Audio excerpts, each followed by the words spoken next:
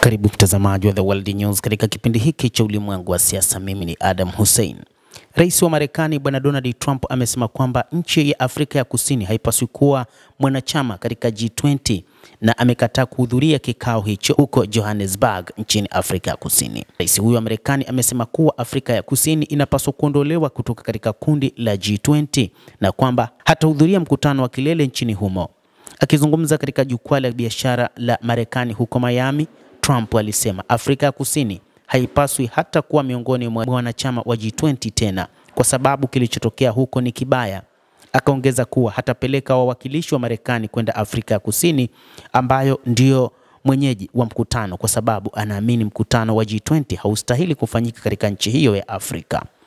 Trump alikuwa akiashiria mkutano wa kilele wa G20 unaotarajiwa kufanyika Johannesburg mnamo Novemba 22 hadi 23. G20 ni kambi ya nchi tajiri zaidi kiuchumi na zinazoinukia kiviwanda duniani. Trump amekuwa akishutumu mara kwa mara Afrika ya Kusini kwa kutaifisha ardhi na kuwatendea vibaya Waafrika Kusini wazungu wanaojulikana kama Afrikaners, na amekuwa akidai kuwa kundi hilo la wazungu linakabiliwa na ukiukwaji mkubwa wa haki za kibinadamu.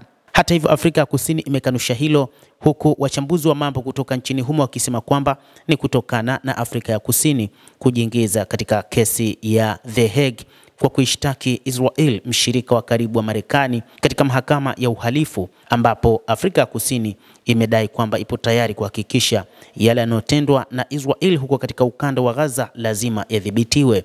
Hili ni jambo ambalo wachambuzi wa mambo nchini Afrika ya Kusini wamedai kuwa limemsababishia hasira rais huyo wa Marekani Donald Trump na kutaka kufanya maamuzi magumu kama hayo.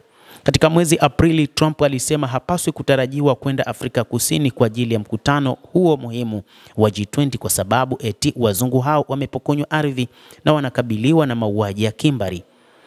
Mnamo Februari, Trump alitoa amri ya utendaji namba 14204 akizielekeza taasisi za shirikisho kurahisisha kuwahamasisha wazungu wa Afrika ya Kusini kwenda nchini Marekani kama wakimbizi, akiwataja kama waathirika wa ubaguzi wa rangi usiokuwa wa haki.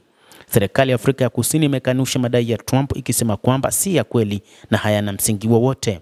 Mapema wiki hii, serikali ya Afrika ya Kusini ilikosoa uamuzi wa Marekani wa kuyapa kipaumbele maombi ya hifadhi kutoka kwa wazungu wa Afrika ya Kusini, huku ikikanusha madai ya kuwepo mauaji ya kimbari dhidi yao.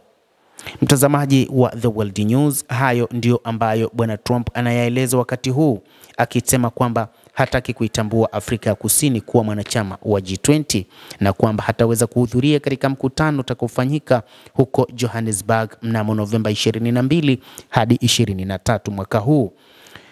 Basi nawe pia una fursa ya kulike, una nafasi ya kucomment, kadhalika kusubscribe channel yetu hii ili upate habari hizi kwa mapana kupitia hapa The World News. Jina langu ni Adam Hussein, endelea kuwa nasi wakati wote, endelea kutufuatilia, utayafahamu mengi yanayojiri katika ulimwengu kupitia The World News.